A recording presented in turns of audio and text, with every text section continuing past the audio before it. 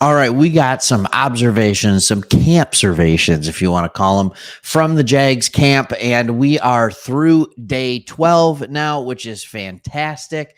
And the kind of the thought here is the dog days are over. And found an article here by multiple people, multiple beat writers that are kind of pitching in and showing what they're seeing at camp. And there are some standouts that include a forgotten man and a rookie that are standing out. But let's talk about where we're at in this stage. We're going to talk about these players. We're going to talk about what it means for this team, and we're going to kind of go in depth with some of these people. So without further ado, I want to share this with you. It talks about the dog days in the rear view. If you're new to our channel, we are Lions fans. We're just going to admit it, but we love the NFL and we love the little guy. So we are doing teams here on this channel that the NFL or the national media seem to ignore. So the first person we got here is John Oser, and he's a senior writer for the Jags. And he's talking about a familiar name that I think a lot of us, I'll talk for me, it's almost easy to forget. And that is a man with the name Zay Jones. I remember when you guys brought him in last year, I was like, well, they overpaid him, right? Like that was my thought process. He proved me wrong. He had a good year. He has one fatal flaw, but other than that, he is a very solid wide receiver. And based on this, they're saying that wide receiver Zay Jones is continuing to have a strong camp. This doesn't necessarily separate him. Wow, I can't believe they're even talking about from a talented receiver group that overall has had a strong camp. But if it's easy to overlook Jones in a group that includes wide receivers Calvin Ridley, Christian Kirk, and tight end Evan Ingram, make no mistakes.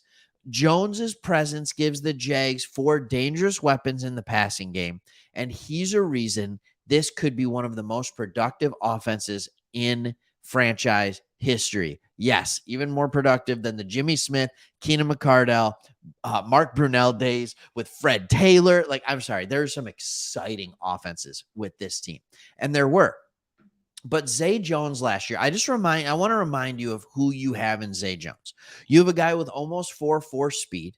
All right. Coming out in 2017, he ran a 4.45, and he's 6'2". He's 200 pounds. He can absolutely play the outside receiver role. It will allow Christian Kirk or Calvin Ridley to play almost exclusively, the two of them in the slot in order to get some things going. He has the ability to take a top off of a defense, but he also has the ability to run a lot of underneath routes, which we saw a ton of last year. He had 82 catches, 823 yards, and 5 touchdowns, which means he's averaging 10 yards per catch. That's not a huge number, all right? But that actually is encouraging to me. The fatal flaw is the drops. He had 8 drops. So he dropped 1 out of every 10 balls by my math that he caught. That's not a great drop rate. It's just not. But at the same time, the passer rating of Trevor Lawrence was a 97 when targeting him. He was a reliable target. He did well. But I am telling you right now, and we're going to get back to this article, this foursome of Christian Kirk, Calvin Ridley, Evan Ingram, and yes, Zay Jones, he is absolutely there. If that's your 4th best receiver, are you kidding me right now? And he's saying he's not necessarily separating himself from these guys, but why are we even talking about separating? It means that he's running with them.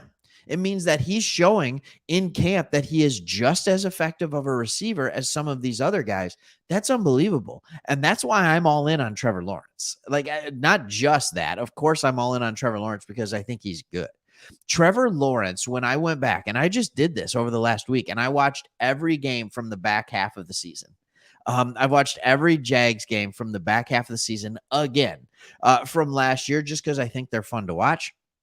It was so cool. I know we had the game where Jacksonville played the Lions. Like I said, I'm a Lions fan. And then both teams, that was the Lions game to take off. And then the Jags were the week after, and both teams just took off. And it ended with a playoff victory for the Jags. Like, that's a ton of fun. But watching them again, you have the guy. And Trevor Lawrence is starting to look like he has the ability to be an Andrew Luck. He has the ability to be a Peyton Manning. Now, I think Peyton Manning's the GOAT. So, no, I'm not saying he's going to be Peyton, but there are things that flash about Trevor Lawrence where you're just like, there's nothing this guy can't do. There's nothing this guy can't do. And that's kind of exciting. All right, let's go back to the article. Brian Sexton, senior correspondent, said that a couple of young defensive linemen are finishing in the second full week of camp on an upswing. All right, that's great. Thank you so much for that. And one of them is a guy by the name of Taylor Lacy. Now, this is a guy who was selected in the 4th round of the draft this year. He has the measurables. He has the intangibles. He's long, he's athletic, and he's able to do different things. As he talked about it, he looks like a prototype of what teams want on day 2 or day 3 of the NFL draft. He has been a handful in one-on-one pass rush situations for anyone who has lined up against him. That's good news, because if he's going to win on one-on-ones, you have to choose who to double. He has been a handful in that. All right. So they're talking about him. It's kind of exciting to see what he is. Coming out of the draft, he had an interesting profile. He did. Like we said, he played in the Big 12. I struggle grading defensive players coming out of the Big 12. But Oklahoma State has been producing lately some late round talent that ends up being sneaky good NFL talent. Oklahoma State is one of the few teams in the Big 12, and now I know the Big 12 has completely changed, so that's going to change forever as well. But they were one of the few teams that in this time of just crazy offenses, they played good defense. And the grades were fine. The sacks were mediocre. He had 10 sacks, I think it was, in his 3 years of playing at Oklahoma State. That's the other thing. He's 24 years old almost. But so he's older, which is unique. But his 3 years of actually playing, when he started playing, he played, and he played a lot, and he was productive. He was good in the run. He was good in pass, but he was definitely a better run defender.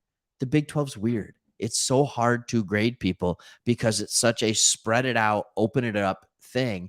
And you're just like, what are we supposed to do with this? What are we supposed to do with this? So the fact that he's showing out could be a good thing when it comes in there. I think one other player to look at, and it should be excited to see in the first preseason game, is Anton Harrison, rookie right tackle. It'll be fun to see if he can do what he needs to do. If I'm just being completely honest, is he going to be the guy at right tackle that is needed? We need solid tackles on this team.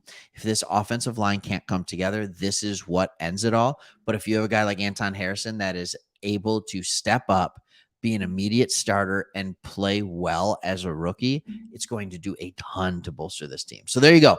You got a rookie that's standing out. You have a forgotten man in Zay Jones that's playing well. All things continue to add up for good news for the Jags. Hey, why not? All right, we'll see you on the next one. Please hit that comment button, or hit a comment. Tell us what's going on. Hit the subscribe button. But we love talking with you. So leave comments, and we don't respond to every single one, but we love reading them, and we like responding to as many as we can. So hit the subscribe. Love talking Jags, and we'll see you on the next one.